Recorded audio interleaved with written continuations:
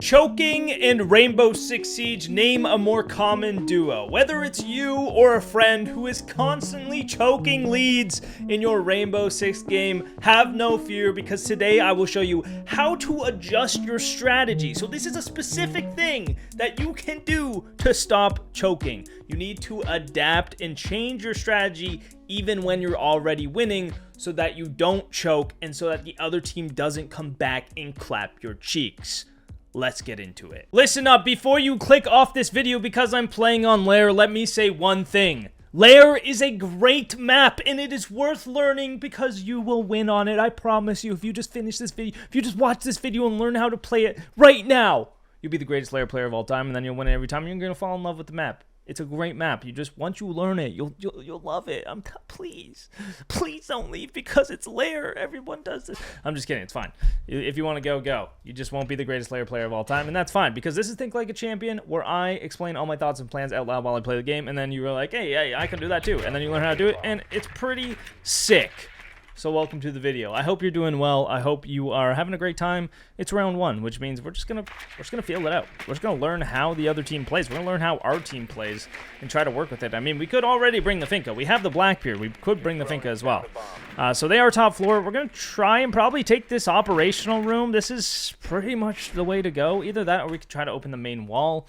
Based on what their lineup is, I might actually bring a Thermite here because the Warden Castle's on the board. And I don't think they have a Bandit. They have a Valkyrie, no wall denial. I think the Thermite might be a really, really good decision because hard breaching on this map, like most maps, is pretty reliable and a pretty solid option. You have to be a little careful on this map, though, and I'll show you why in a second once I get up to the wall. So we're going to go up to the wall, take out the default cameras, which, you know, if you don't know the map, here's where they are. That's 2 of the 3. The last one's out by this front door spawn. I'm gonna go shoot that too as well. There it is, right here. Oh, turns out you can shoot from the roof.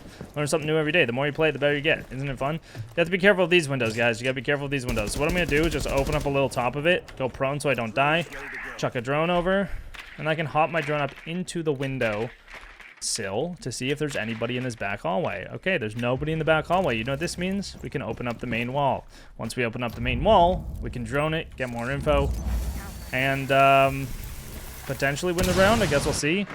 We have this Habana over here, so I should be chilling to just drone right now. Just want to be careful. They could run out the breach.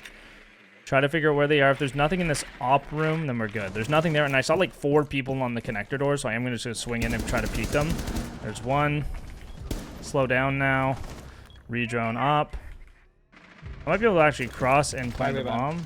I thought that was a camera. That's actually crazy. I haven't seen that before. Okay. I got distracted by the Deimos mask. Not a smart move. Probably should have redrone and actually figure out where the last 2 were before swinging. Learn from my mistakes. We'll move on to next round. Hopefully Blackbeard wins us out. Last one's in this hallway, Blackbeard. You could pre-fire him. He's just holding an angle on ping 3. Let him know exactly where he's at.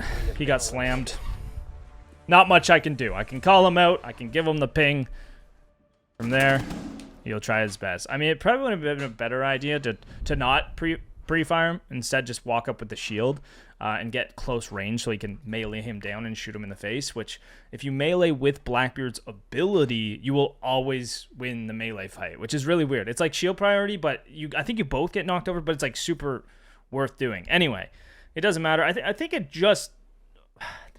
It's one of the 2. Anyway, that's something you could do, and then... I know I realize that I'm the one that called out he could pre-fire him, so maybe a bad call on my part. Something you can always learn from. Yeah, try to learn from your mistakes. That's what a champion does. That's what the champions do. That's what the good players do, unless they are cheaters, which many champions are. So rank doesn't mean everything, you know.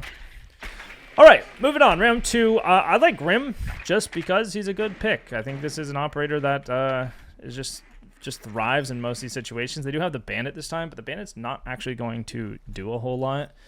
Besides Bandit, the garage walls, which you can just shoot off. I might bring the Ace this time. The hard breach could still be good, or we could actually push like the backside by ourselves and do some crazy stuff. I'm going to do that instead. I'm going to bring Gridlock. I'm going to bring the diffuser.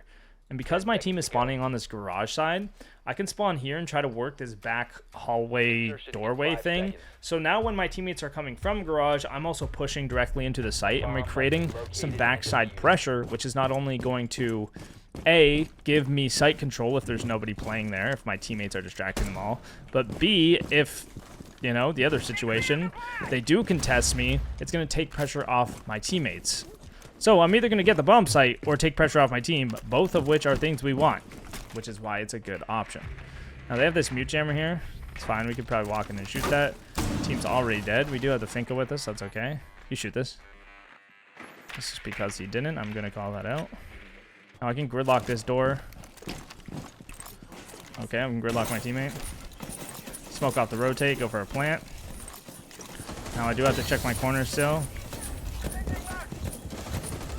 And we can go off the sound of the gridlock after. I'm going to plant in a smoke grenade. Off the sound of the gridlock and the smoke's going down. Got to listen for sound now.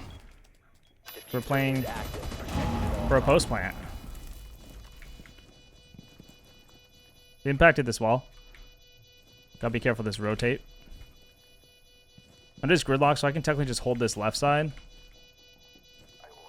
Just hold my swing. I'm gonna play very, very passive right now. Just reacting to the information. I have the tracks. Once they're impacted, I should probably look at them. Very simple way to get site control. A lot of teams will do this, where they'll overextend into garage and not have the actual information or the players on site to contest it. So that can actually be a really, really free way to win the round if your team is pushing garage side. My whole team actually got wiped really quick. Ideally, your team doesn't die quite that fast, but we had a teammate to help us. We got in, got to work, called it a day, and then there you go. Post plant, easy win. Now, they will probably go there again. That's not going to work a second time. That's something you should probably not try a second time. That would be silly. So, we'll just do the same thing from the opposite side. How's that sound? Kind of sick, right? Kind of sick. Now, I'm going to do it a little differently, though. I am going to do it with Nomad this time. Is that the best choice? Probably. So the thing is, the gridlock, you know, you saw they can just break them. They can just shoot them in flank.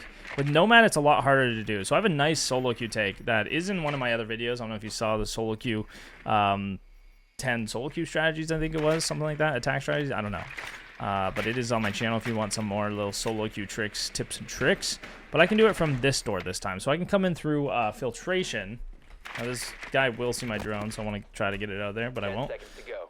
My team's still working garage side, but if I come in through filtration this time with the diffuser, we can air jab off our flank and then create pressure that kind of forces them to peek us, which could potentially get us kills, which could lead to site control. If we can pick them off in sight, we'll then have site control. We can air jab out the rest of the defenders, plant the bomb, and win the round quite easily. Now, careful of spawn peaks. I don't really know a lot of the spawn peaks on this map, so if that's something that you're interested in learning, definitely worthwhile. Like, go learn the spawn peaks. Now, I'm going to open just the top. I don't want to expose myself to this door. Don't want to expose myself to this drone hole, because that's how you die. So I'm going to just shoot open the top. I can actually get rid of this default cam real quick. Careful of the other door behind me. I know it's not open for now, but I just want to be cautious. Where could they be is a question you can always ask. My team's in. I don't even have to drone it. My teammate's in there. Let's get in with him. Let's grab control. Set up the flank. He's actually really, really deep, so I'm going with him. I'm just... Change of plans. The plans have changed. Okay, all the air jabs are down, planting the bomb. It's that easy, folks. It's that easy. Just work with your team, follow your teammates, get stuff done. Now, it sounds like it's in the other side, so I do want to be careful. No, it's just a line still. This would have been probably a safer spot to sit. Well, that was the far air jab. Just holding now, just holding. This guy just ran into our own team's nade. That's the last one. We can swing him, add some pressure. But he is also stuck on site. So I'll just play a post plan. Play it very safe. Very, very safe with the drone. Set it up. Try to make him defuse. I have flashbangs I can use. He's probably going to hit this air jab. I'm going to swing off that. And there we go. Very, very nice round. A nice attack. Multiple avenues of pressure. It gave us the map control. And then we've established these crossfires because of it. And again, getting the bomb planted, which is a slight change in the way we attacked. So this is actually a defender-sided map, but we only lost one attack on it. I'm telling you, you can learn this map. You can get good on this map, and you can get easy dubs playing on Lair. Believe me, please. And if you already like Lair and your team bans it every time, I feel you, man. I feel you. I'm in the same boat. I know exactly how it feels. All right, let's go top floor. Bandit, Cade, going to be really good on site. Any sort of wall denial is going to be useful. I'm going to personally pick the Bandit right now so that I can Bandit trick, because if they do bring the Thatcher, the Cade's just not going to work quite the same. So I'm going to Bandit trick, have the MP7, hold sight. I'm just going to play this very, very basic. This is going to be a very easy, very simple strategy that you can do when you're on defense. You know, we have the Clash, we have the Echo. That's a lot of info, along with the Soulless. So the only thing our team is really missing here is like trap utility. So they could kind of push in through these other ways, which is something we want to be cautious of. However, we can kind of assist that process by barricading up some doorways for information. So what I'm going to do is come over here. This is one of the doorways I want to barricade, because if we're not playing in this back hallway, this is going to be information that they're coming into the site, right? However, it does give up a lot of control. So it's not ideal to barricade this, but from a solo queue perspective, it's probably a good idea. The other spot is like they could come in from here, and I'm not going to be able to really cover it if I'm bandit tricking the wall. So I just have to kind of be aware of what's going on behind me if I am bandit tricking. What will help is checking these default cameras, figuring out where they spawn, who they have, where they're kind of pushing. And as you can see, there's not really anything over here, so I probably don't have to worry too much about this back hallway and that window. There is a guy coming in the basement, though. That's something, whereas if I'm on the roam, I can go fight that guy early on and catch him off guard. But I'm not going to right now because I am anchoring on site. And I have a lot of people off site, so me leaving the site to potentially have people run in and take it is not a great idea. It sounds like a Twitch drone here. Gonna get rid of that. I did shoot it, so I think Oryx is safe. He might have a couple kills here. And he is dead. Okay, so much for that. I'm gonna try to pull the little pixel here. Oh, and there's a guy top the hallway stairs already. Top main, top main. I'm not sure how he got past my teammates. Go up the stairs and call me. We have these operational Swing sides. that 5 ping, 3-5. Just trying to stay alive, honestly, right now. Sophia in this hallway, right here. Sophia, this way. Last one's in the backside. Oh, he's in sight. Pretty rough call out there. Not gonna get mad at my teammate. The ping is extremely off, so I was expecting him to be more connector room, but it's okay. Why? Because it's still a 3v1. They'll figure it out. I'm not too worried. Let's not freak out. Even if we lose a round, we're still up it's still 2-2, and we have defense, so it's still gonna be okay, even though I got a bad call out and died. Okay, guys? So don't freak out. Just take it easy. Oh, but your KD, you want your KD higher. You have a 0.9, and like your friends make fun of you. Fuck your friends. Nah, first game I don't play against this is... Your KD doesn't matter in a game like Siege. What am I going to do? I'm going to mute my teammates, because that's the only call out I got this game, and it was one of the worst call outs of all time. We could leave him unmuted, give him another chance. Might not be a bad idea. You know, we could just say, hey, man, that was a great call out, but it's okay. And he might get pissed. So what's the point, really? What's the point? I'm going to bring Malusi, because then I'll actually have information. So last site we were missing information trap-wise. Now I have it for myself, so I can do it for myself. And this is a site where wall denial is not as important. So those two directions that I pushed in from on my attacks is what we want to make sure they don't solo walk in from and take the entire bomb site. So I want to put Malusi's there. I want to reinforce this off so they have to feed through the doorway, right? I want to also contest garage side, for if their whole team does push garage side, I want the Malusi's there as well. So we're just covering all the bases, all the potential threats that the other team could create, we want to have covered. They could drop that hatch. Am I going to worry about that? Not right now. This is just for this main door, so if they do walk through here, I can swing off of it. It's not great. It's not awful, though. I do have one more in my pocket that I want to put down, but first I want to see where they're pushing, where they're spawning, rotate to their push, contest it. Okay, it looks like nothing really garage side. We do have this one guy, R6 room, or sorry, operational. And looks like the buck is coming for that backside. Now, I don't want them to just walk into the site like the Zofia did last round. I'm putting a Malusi around the corner. This is one that they probably won't drone out. If they walk into site, they're going to get slowed. We're going to swing off that. We're going to play off it. We'll be chilling. I think he just bucked in here. But guess what? We have this Malusi, right, guys? Okay, never mind. He broke it already. This angle is going to be nice. He's going to probably push back into it. But now I have picked up the angle, and I am supposedly winning the gunfight. Change positions. We know he's still there. He could push, so we've got to be careful. Sights up. And there's that swing. There's that crossfire. And the Grim is here as well, because we got Grim bees and we killed Buck, right, guys? That Echo drone is going to be quite useful, actually. I might actually swing off of it, but there's more bees now, so I can't. I don't want to walk into the bees. There's that Malusi behind me. That's going to let me take the pressure off that side. We do want to swing off that information. We got to take the pressure off when we're getting pinched. This Grim still making the same mistakes. I'm just going to tuck in the corner. I don't think he knows I'm here. The bees aren't reaching me. He probably thinks it's safe, so he will probably walk in. When he does, I am going to probably shoot in the back. If I don't make any sound, he's not going to hear me. He's not going to pre-fire me. He's not going to know I'm here, so I'm not going to move at all. Let him kill my teammate? Sure. Sure. I don't want to swing into it, because if he's holding a really tight angle, we might just both die, and it's not worth it.